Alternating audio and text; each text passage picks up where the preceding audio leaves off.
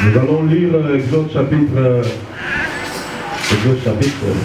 33, le verset 17. Verset 17. 18. 18. Alors, après quoi nous allons lire Ésaïe, chapitre 61, verset 1. Chapitre 61, verset 1.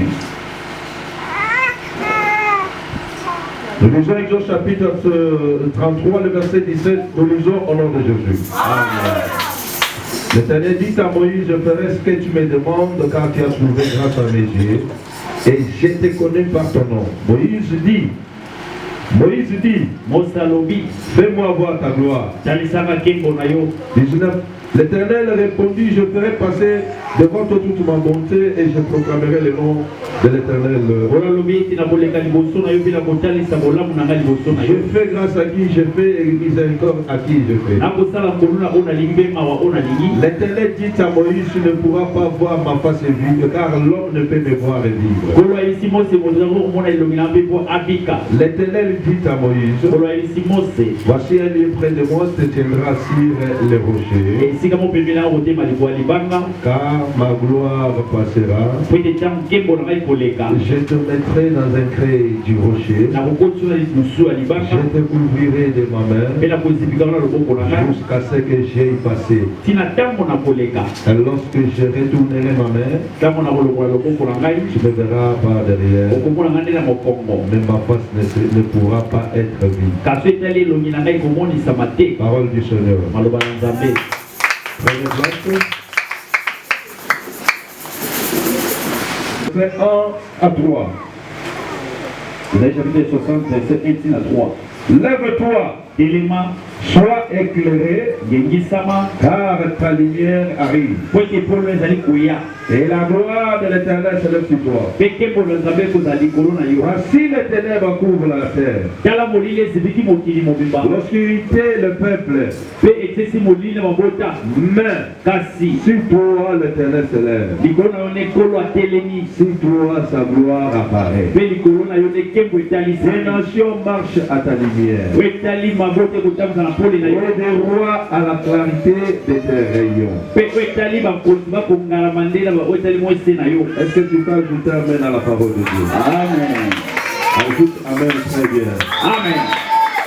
Merci. Avant de commencer, je dis merci à notre Dieu, lui qui est le maître des temps et des circonstances.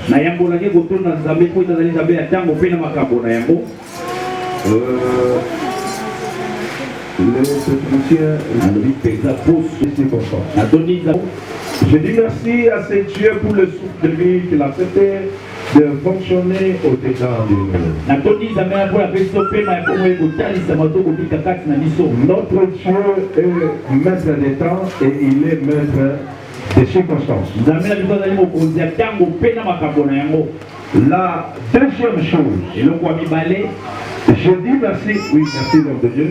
Je dis merci à l'ange de l'église pour avoir jeté les dévolus sur notre modeste personne, de pouvoir nous sélectionner, de parler avec le peuple de Dieu dans ses assises. C'est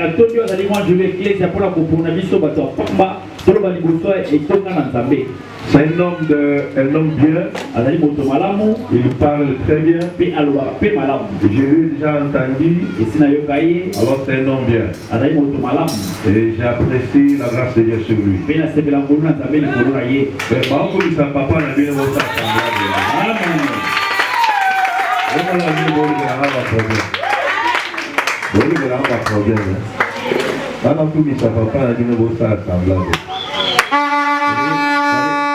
Les gars,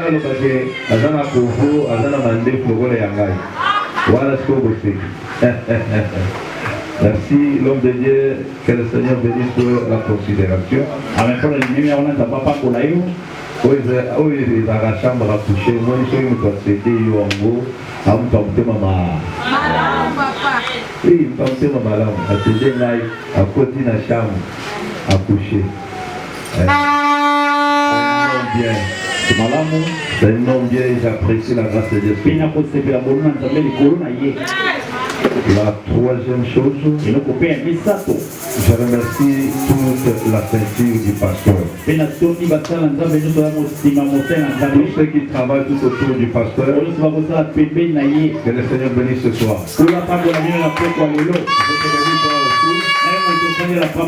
Je t'ai béni. Parce que tu es fils et fille du patron. Écoutez, lorsque Dieu m'a appelé à ce travail, il m'a pris des choses. La première chose, il m'a dit d'aimer l'église. Et la deuxième chose, il m'a dit de respecter l'église. L'église que je dois aimer et respecter, c'est toi qui es là. Moi je suis un ouvrier, un domestique. Et toi tu es fils du patron, Dieu honorable. Et le Seigneur te bénisse. Et là, écoutez, oublie tout ce que je venais de dire. Retiens ce que je commence.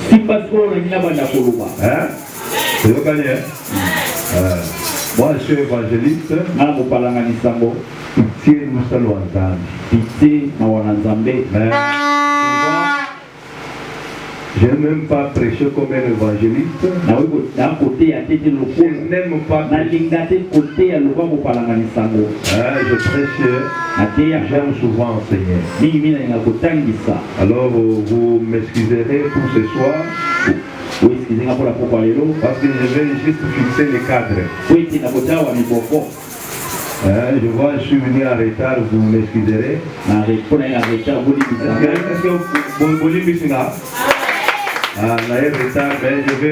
Je vais juste fixer les cadres. Alors on aura la chance de parler demain. J'ai oublié les grands thèmes de la marathon. C'est les frères qui sont ici. Est-ce que quelqu'un peut me rappeler les grands thèmes de la marathon?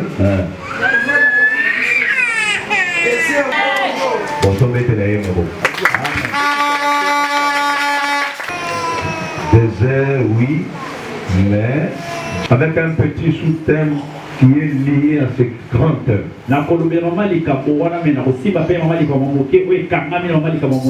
Je vais aller très vite parce que le pasteur m'a dit d'arrêter en 20. Alors je vais faire l'effort de résumer le message. Désert, oui. Mais Dieu est là. C'est très important. Cela explique quoi? Nous pouvons accepter de passer dans le désert. Même si nous sommes dans le désert. C'est comme pour dire, même si les déserts existent, les déserts n'excluent pas la présence de Dieu. Vous savez, moi je prêche avec les amens.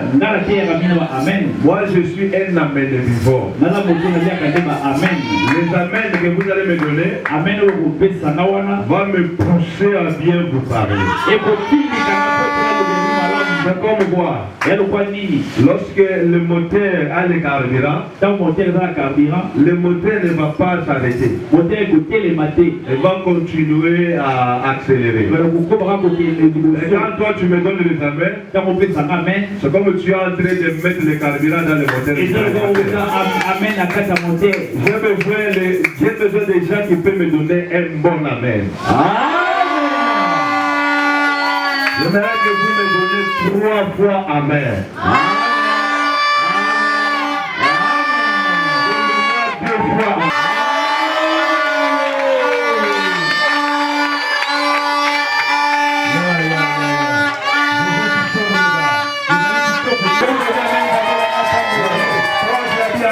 2 fois.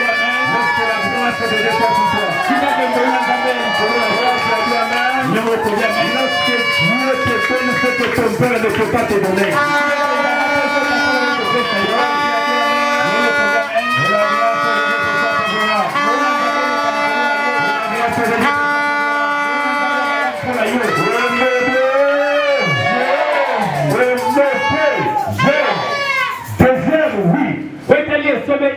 Mais est là. Cela veut dire quoi? Nous pouvons passer dans le désert. Nous pouvons marcher dans le désert. Nous pouvons faire le tour de la désert. Mais notre présence dans le désert n'exclut pas la présence de Dieu. Ça veut dire quoi? Dieu est partout. Oh, je dis il est partout. La Bible dit il s'appelle omniprésent. Écoutez, peuple de Dieu.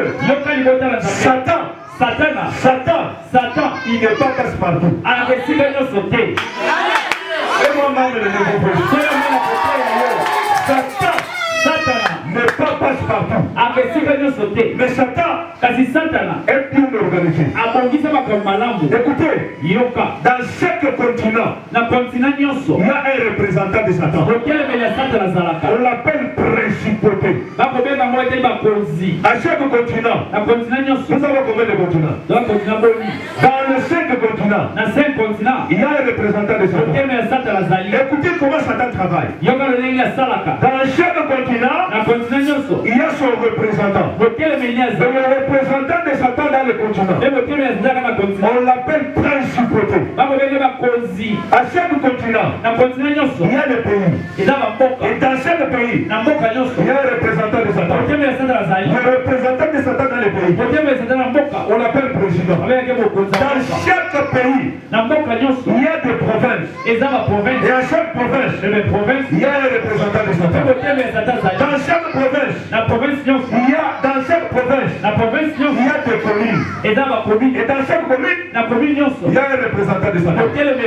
Dans chaque commune, il y a des quartiers. Et dans chaque quartier, il y a un représentant de Satan. Dans chaque quartier, il y a les avenues. Et dans chaque avenue, il y a un représentant de Satan. Dans chaque avenue, il y a des parcelles. Et dans chaque parcelle, il y a un représentant de Satan. Dans chaque parcelle, il y a des familles. Et dans chaque famille, il y a un représentant de Satan. Écoutez, peuple de Dieu, ça c'est la profondeur de Satan. Je vous dis la vérité.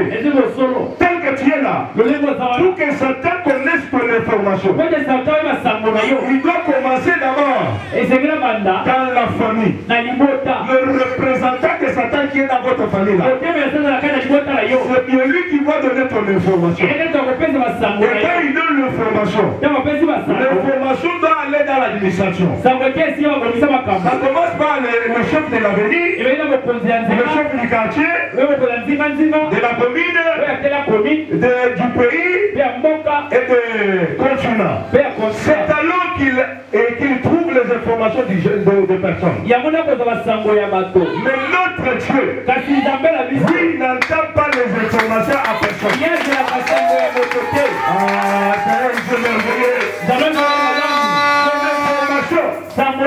Il n'entend pas à personne. Oh, mais notre Dieu, lui-même est omniprésent. Je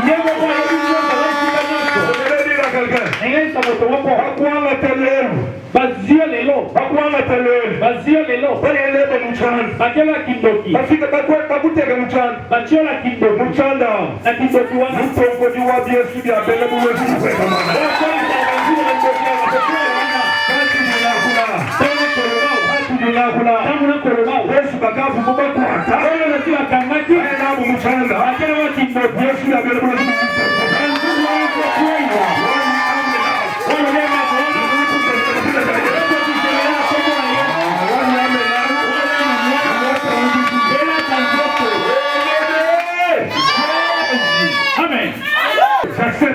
Nandimi, Gatsi, l'Éternel est là. Et si quand Zambazalaka, Batubaboya, Bandima, et Ebana, Amen.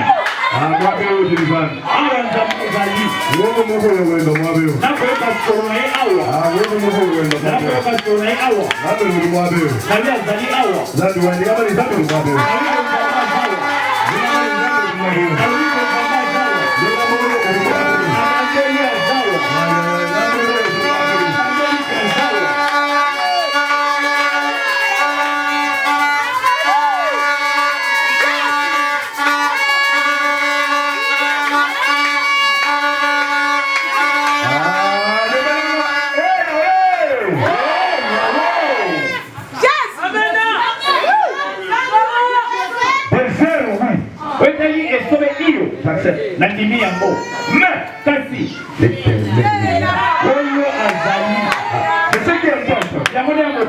Nous pouvons passer par le désert, nous pouvons marcher dans le désert, mais l'Éternel est là. Parce que Dieu est là. Dans le désert, nous pouvons manquer de l'eau, nous pouvons manquer. Il va créer le jour dans le désert.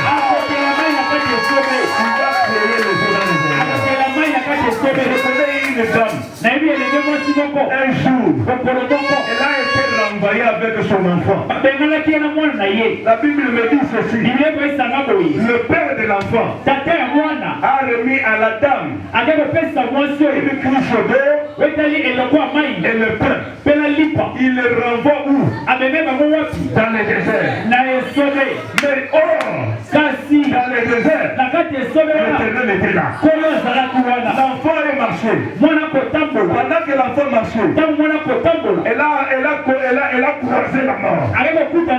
Parce qu'il n'y avait pas l'eau, l'eau avait fini, et le père avait aussi fini. L'enfant voulait rendre la vie. La mère de l'enfant prend son fils. Il allait le déposer sur un brisseau. L'enfant était là. Elle voulait rendre la vie. Et la mère de l'enfant, elle dit, je ne peux pas voir comment mon enfant meurt. La mère a pris l'enfant, elle a déposé quelque part. Elle est allée à distance. La mère a crié.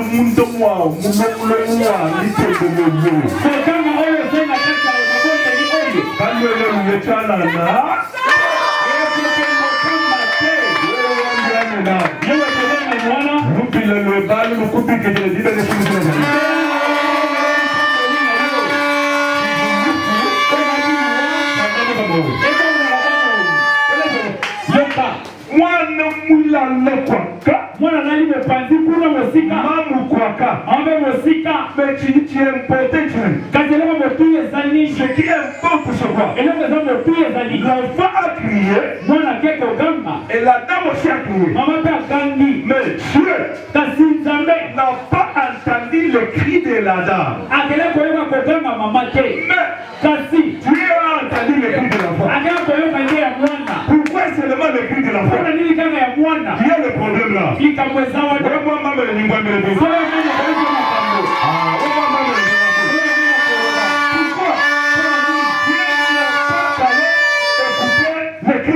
de la maman, mais là écoutez seulement le cri de l'enfant. Dieu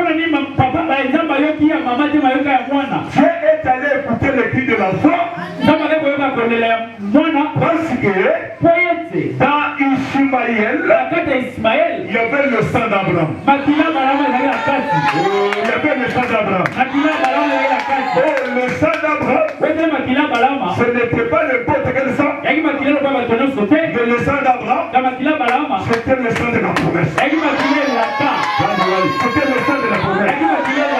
Oh,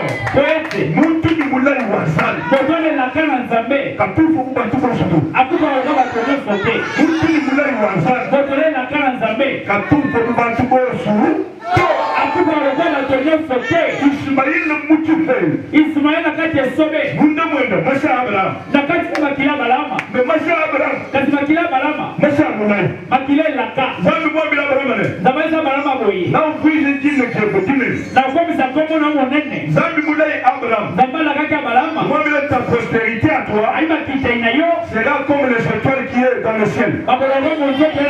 Et ta prospérité en toi encore. Sera comme le sable qui est au bord de la mer. Oh, celui qui devait rendre la prospérité d'Abraham grand. C'était Ismaël et Isaac. Oh, en Ismaël, il y avait le sang d'Abraham. Le sang de la promesse a crié. Pourquoi Dieu a entendu les cris d'Ismaël?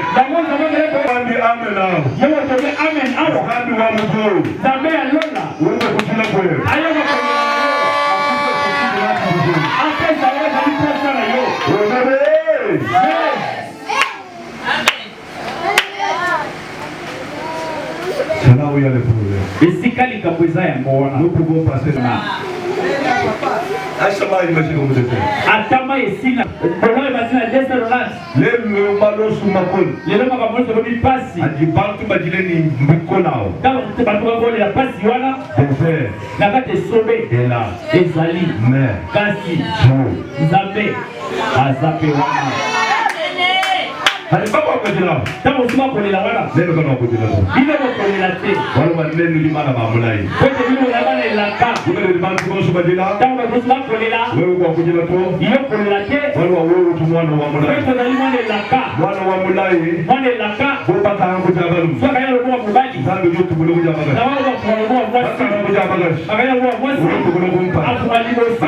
Kumpa. Akagili boso. Bulo halim. Afumana sima. Akala halim. Akagila sima. Bulo mu. Afumana lola. Akagili koro. Urudu sura sata so. Hapo tumetali msuko ke. Hapo kujisikia leseni ba. Ezia ni Hata ni wewe kufundito. Ezia pakamaje kwa mate. Watu wale mtu kwenye na shabisho shughuli.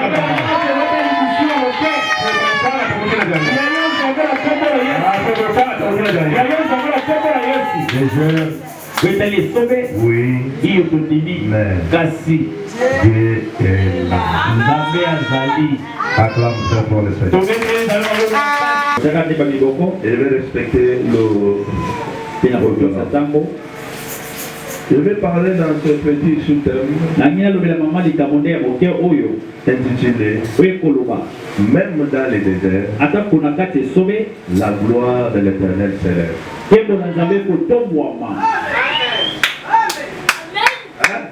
Amen.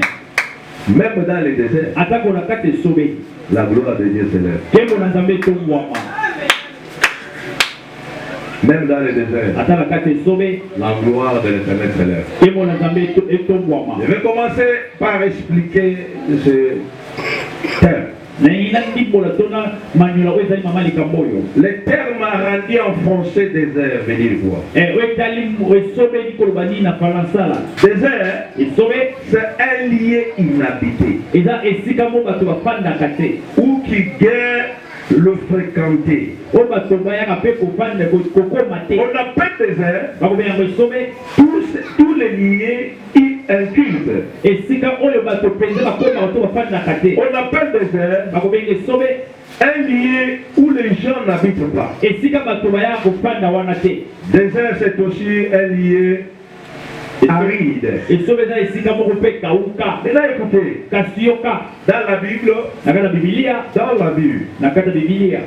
dans la Bible, la Bible emploie cette expression différente pour désigner les déserts dans les degrés arides. J'aimerais plus enseigner, je vais fixer plus juste les cadres, alors on va continuer demain.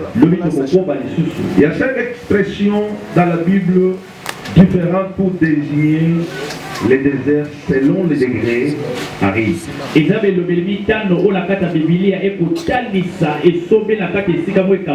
Premièrement, c'est les contrées. Les contrées incultes. Deuxièmement, C'est un représentant des airs, un contrée aride.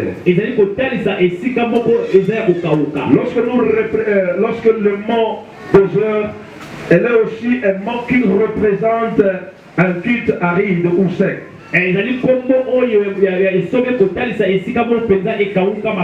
Cela désigne certains concrets. Et c'est le mot un culte main, stérile et désolé. Lorsqu'on parle du désert, c'est un lieu aride. Tu peux manquer à manger. Dans le désert, tu peux manquer quelqu'un qui peut venir te soutenir. Parce que le désert c'est un lieu aride. Un lieu de désolation. Un lieu de désolation. Un lieu stérile. Lorsqu'on parle quatrièmement le mot désert, cela explique le mot chaos. Un mot chaos. Cela veut dire là où il n'y a rien. Si vous lisez Genèse chapitre 1, la Bible dit que la terre était informe et vide. Le vide là, c'est ce qu'on appelle chaos. Donc un lieu désert, c'est un lieu vide. Là où il n'y a rien. Si quelqu'un est dans le désert, quelqu'un est dans la stérilité. Il est dans la solitude. Il est dans la sécheresse. Et c'est ce qui représente le désert. Faites attention. Dans le Nouveau Testament, même Jésus a passé aussi dans le désert. Quelqu'un dit Amen, on ajoute à bord. Même Jésus, il a aussi passé dans le désert. La Bible dit il a été tenté par Satan. C'était où? Maintenant écoutez, Satan, malgré sa tentation, il n'a pas eu à vaincre Jésus. Pourquoi? Parce que Jésus était le maître des temps et le maître des circonstances. Parce que Jésus était Dieu en personne. En Jésus, il y avait toute plénitude de la divinité. Oh, je dis en Jésus, il y avait toute plénitude de la divinité. La Bible dit, Satan vient vers Jésus. Et il lui dit, tu es fils de l'homme. Oui, réellement tu es fils de l'homme. Prends la pierre que tu as là. Transforme la pierre en pain tu manges. Pourquoi? Parce que Jésus était affamé. Il lui demande de transformer les pierres. Jésus avait la capacité de transformer la pierre. J'ai dit bien, Jésus avait la capacité de transformer. Il a refusé de transformer la pierre. Pourquoi? Parce que s'il lui faisait ça, il allait obéir à Satan. Est-ce que quelqu'un m'entend? On ne peut pas obéir à Satan. On ne peut pas obéir à Satan. La seule personne à obéir, c'est le Dieu des passés au sein. Nous avons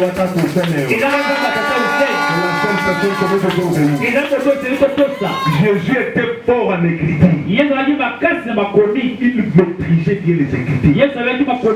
Satan aussi maîtrisait les écritures. Frère, que personne ne te terrorise avec les écritures. Même Satan connaît bien les écritures. Peut-être plus que toi. Il connaît bien les écritures. C'est pourquoi aujourd'hui, il y a beaucoup de gens dans les campagnes. Il y a beaucoup de gens dans les carrefours, dans le marché, en train de parler de Dieu. Mais il n'y a pas les Dieu là.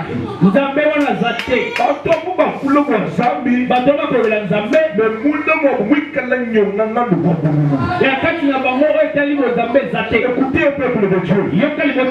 Jésus a pris la branche des Écritures. Il est écrit. L'homme ne vivra pas seulement de pain, mais l'homme vivra seulement de la parole. Je devrais dire à quelqu'un, la nourriture que toi tu peux manger, ce qui peut te donner la force de marcher dans le désert, c'est seulement la parole. Ce qui peut te donner la force de marcher dans le désert, c'est seulement la parole. Demain je vais ajouter encore. Maintenant écoutez. Écoutez peuple de Dieu. Écoutez peuple de Dieu. Satan a pris Jésus. Il est placé sur une autre montagne. Et il lui dit, ôte-toi de là. Jette-toi par terre. Parce qu'il est écrit. Parce qu'il est là. Satan donne à Jésus les Écritures. Il les renvoyera, il les protégera dans les mains de ses anges. Afin que ses pieds ne se heurtent pas. Satan a donné l'Écriture. Jésus regarde Satan. Il dit, cet homme a pris la branche des Écritures. Maintenant je veux maintenant lui montrer. Et moi, j'ai les Écritures, mais j'ai quelque chose que cet homme n'a pas. Ce que Satan n'a pas, c'est ce qui est caché à l'intérieur des Écritures.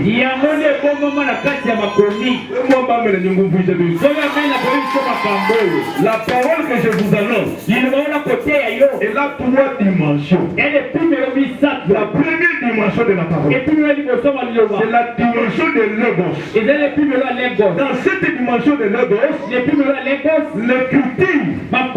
que vous voyez, que vous lisez, renferme le Dieu de l'éternité. Dans cette dimension, l'écriture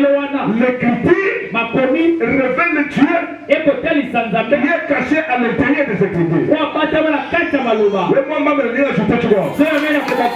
La deuxième dimension de la parole que je vous annonce, c'est la dimension de Réma.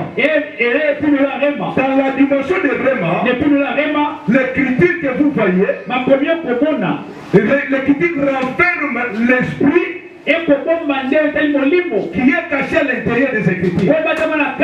Dans cette dimension-là, l'écriture révèle l'esprit qui est caché à l'intérieur des Écritures. Dans cette dimension-là, Satan ne peut pas arriver là. Dans la dimension de Réma, Satan ne peut pas arriver là. Jésus a compris que Satan a pris la dimension de l'écriture. Jésus a monté dans une autre dimension. Il a pris maintenant la dimension de Réma. Satan dit il est écrit. Jésus maintenant prend la dimension de Réma. Il est aussi écrit. Oh, il est aussi écrit. Jésus révèle l'esprit qui est caché à l'intérieur de Jésus. Je prie Dieu ce soir. Dieu te donne l'esprit afin que tu lises les Écritures. Et tu révèles l'esprit qui est caché à l'intérieur de Jésus. L'onction de Dieu affecte ton esprit. Toi qui as dit amen. Que l'onction de Dieu affecte ton esprit. L'onction de Dieu affecte ton esprit. Que tu révèles l'esprit qui est caché à l'intérieur de Jésus. Dans la dimension de Réma, c'est la dimension de l'esprit. Un homme de Dieu, un enfant de Dieu, c'est un esprit.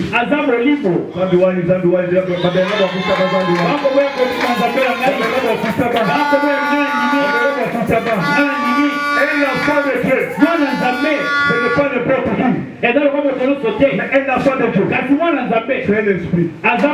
Oh, je dis que c'est un esprit. Pourquoi un esprit? Parce que celui qui t'a appelé est esprit. La Bible dit ceci. Genèse chapitre 1, le verset 26. Créons l'homme à notre image. selon notre ressemblance. Il les a créés hommes et femmes.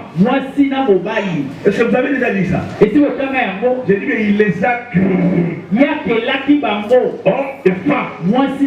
Écoutez, Dieu a d'abord créé hommes et femmes. Maintenant en Genèse chapitre 2, c'est alors qu'il prend l'argile, il forme maintenant l'homme. Mais ce qu'il a créé dans le Genèse chapitre 1, c'était quoi? C'est la partie spirituelle. Je dis c'est la partie spirituelle.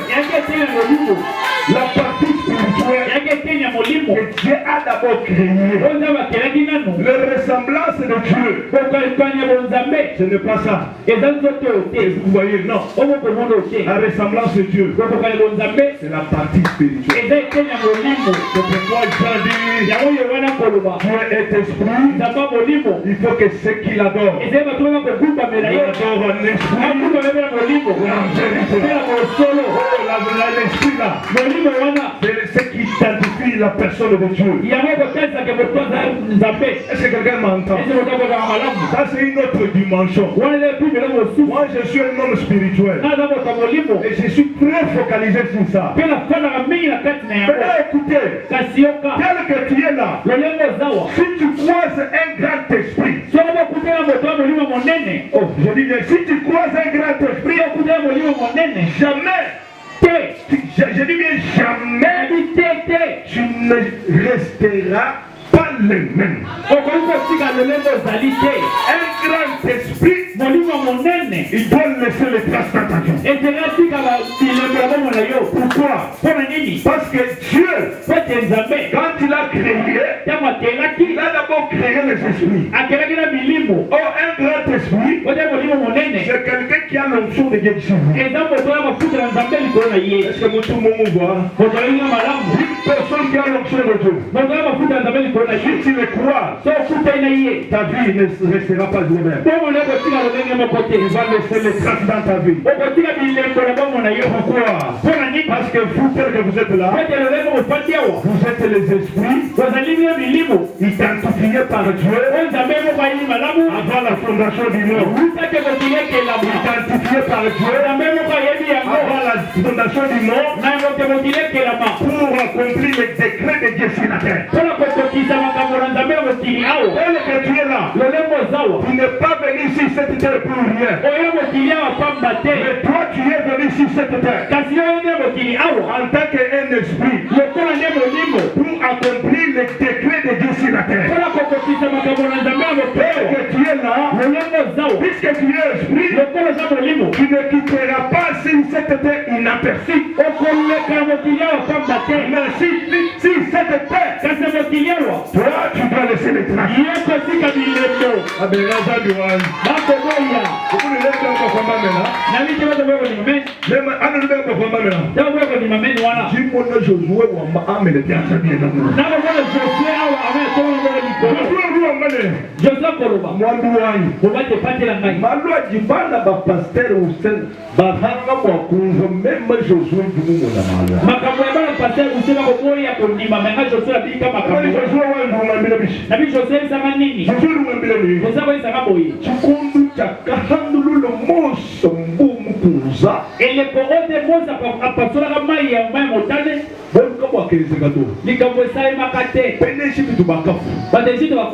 Mais Jilaou Kakashalatu Mwaba wakalanda kana Jima jakolu bana betu Bana betu jima jakolu Haibu kumbo mugunzi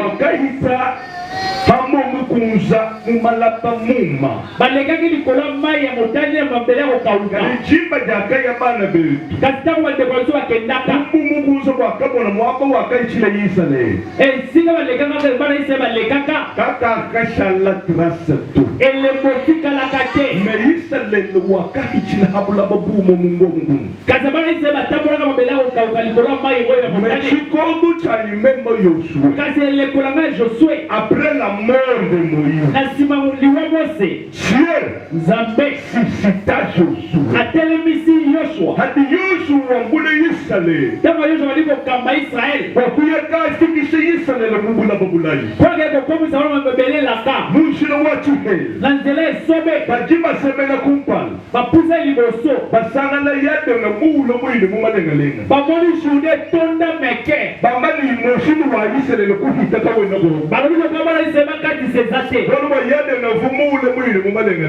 Wote jardin tonda ki makati jure. Wambila Mose, wambila Yoshua ne. Namba kwa Yoshua wi. Ambila ba sacrificateur. Yebi sema nganga Nzambe. Barata meya musho to tuisha yufu. Banza odali saduka mbeko Nzambe. Bahita kumpala. Bale kalimoso. Ba sacrificateur balenga kaka lumaya yede. Tango kaka batumbi mbeka basimbika Jourdain. Yede le Jourdain efongwami. Hajiba kunogu yede na. Tanga komele Jourdain. Yede le jusa mulu. Jourdain we paswa Lu handuruka. Epanzani. Israël le rufita. Israel okatisa. Chini chinge interesechi. Kafela bopia pour engagani. Yede na. Wedali Jourdain. Kuchisa mano kuchisa. Wedali na mabota. Bambula lujumbo timotana. Alors ali banga moko kama. Bambula lujumbo timotana. Alors ali banga moko. Biji mubisa babio suju kumili biji. Wedali mabota lizo zomi ya Bambula lujumbo timotana. Alors ali banga moko. Hano asambuluka yade na. Tango okata Jourdain. Nasa chose lumaba. Otonge tumbele wana. Chose lwetu. Etumbele oyo. Salomonima. Etika lokola Bwane. Poete. Yehova Nzambi wa Israel. Nzambe bala Israel. Wakati sambule muyade na hamala bamuma. Akata nzoma Jourdain mabela ko kauka. Wakendele muyade na hamala bamuma. Kokati sana mabela ko kauka. Jumbo jino asedi. Kasi ibanga ko cha oyo. Yidisha la trace. Ekotika le lembo. C'est pourquoi un ouin de l'éternel. Yango ko pakola mina Nzambe. Il ne peut pas passer si cette terre. Après plus que le kaboti mo pamba te. Les gens ne se les traces. Ajela tika bilembo. Yego toname. Laisse les traces au nom de Jésus. Amen. Même ton avole bien bon. Nalo baka mingi. Tiens le moulin verset de base. Na sibi ata mo kapwe ya mo bokote. Leo kwa mungu jamala. Na kwa hivi solobi. Tuchilo fumo chikashi. Ubeke tolo mo na kasi. Sisi la nini?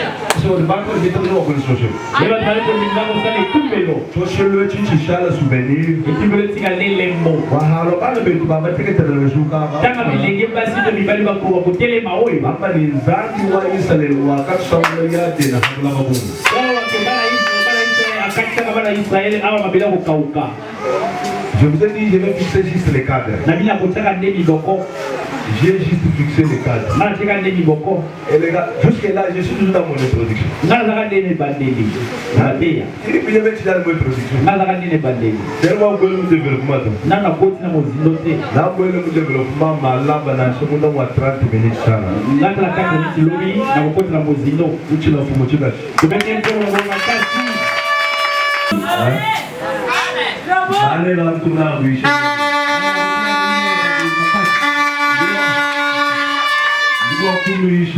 Mais ils vont soit du ban, ils sont pour le mois de. Malo wetu basanga nzalba ubile sika oyo kama Alors, wetela lokobe kwa lusambo oyo. tu le petit nous dire. Ela kanzoto la koko la Yesu. Ah, tu le ramènes au mois bien. Loba amena malamu. Mosena nzambe nyoso. Uvumulima na mois de. Watelema kile sika oyo. Moi, pour le dire, j'ai bien échoué. Alobi liloba lipango lipona yo. Liloba wana. Si je me dis que c'est chiquito. Weta imo nyosi na te. Ela kanzoto la koko la Yesu. Wabe amena wana yako kisamela ye. Amen. Wabe amena yako kisamela ye. Nalikipela bino tosala etumbelo. Chala souvenir, monument. Ezala pe monument to ekaliselo. Sonorisation du mois de mais. Nakoyoka son ezali esika oyo. Mais. Kasi keno mbwela na bible. ekokota mpenza malamu te. Parce que quand on se repasse. Contrebasse exacte. Wa bouger tout que nous. Ya kilo ya l'odeur. Parce que contrebasse yo nous odeur. Contrebasse de l'odeur l'odeur. Et power. Et power. Oui, yo mika mabana shina ichana. Power c'est la mine na place wana. Babanye retour mu power. Bazui retour à la power. Mahale a mu power. Ba medium na power. Alors nous nous medium a tout le son wimpo. Oka son kitoko makasi. Wabwelo tutunenda kwa. Lokola oto za ngomba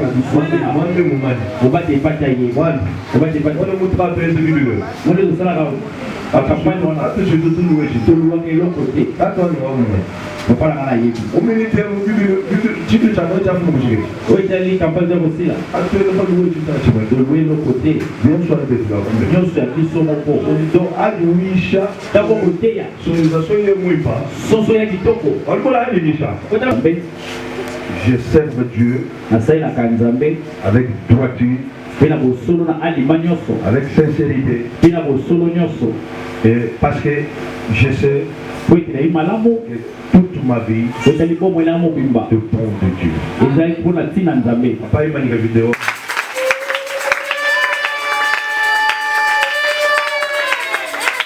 Il jette dans les sépulcres les morts, touche seulement les os des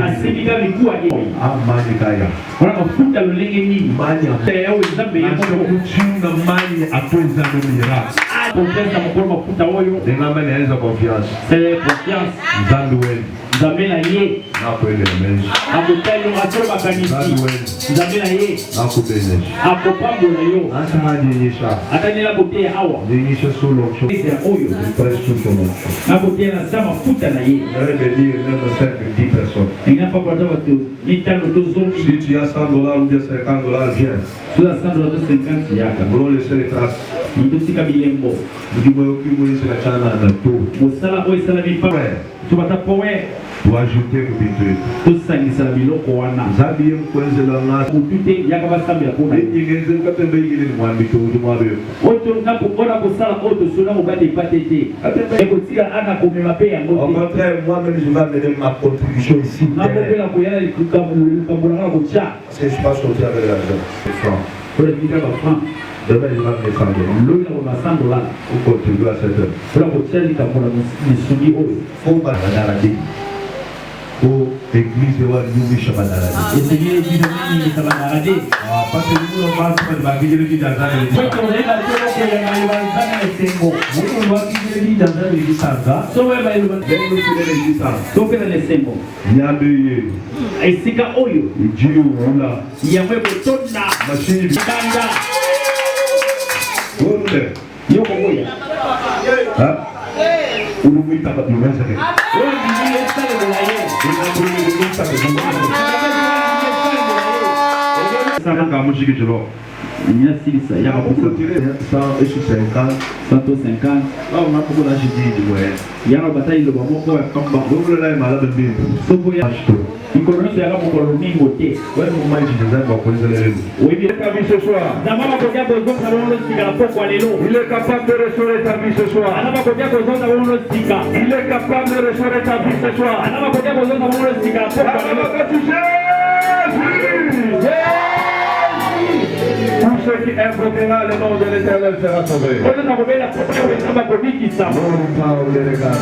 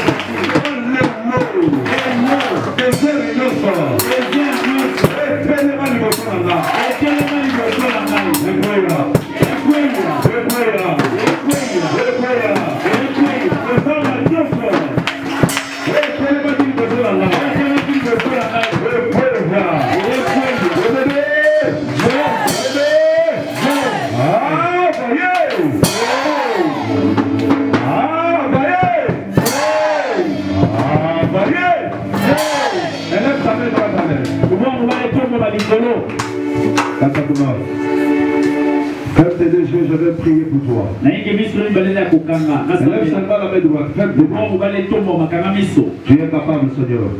Mais ce qui importe, toi éternel, tu es là.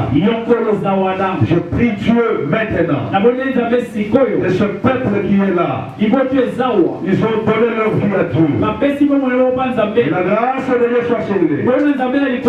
Là où Dieu avait posé la maladie, pour Pour celui qui est venu enseigner, tout en étant lié. La Bible dit ceci. Ayant déroulé le rouleau, il est allé lire là où il est écrit. Pour le Spirit du Seigneur est sur moi. Là, il m'a ouvert. Annoncer une bonne nouvelle fort. Il m'a envoyé guérir ceux qui ont le cœur brisé. Proclamer l'année de grâce de Dieu. Au captif la délivrance. Toi qui étais lié ce soir, je libère une puissance maintenant. Oh, je libère une puissance maintenant. Je libère une puissance maintenant. Et la puissance de Dieu te touche maintenant. Et la puissance de Dieu te touche maintenant. Toi qui étais captif, reçois la délivrance.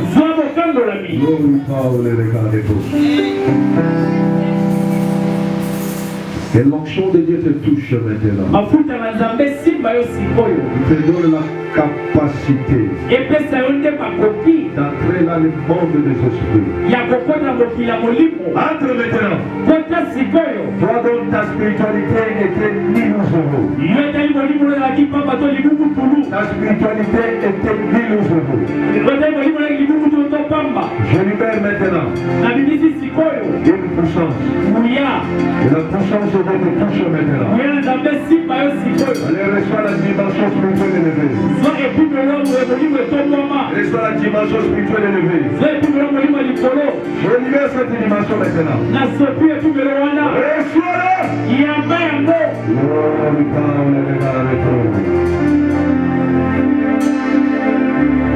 Merci Seigneur. Merci. Merci. Au nom de Jésus.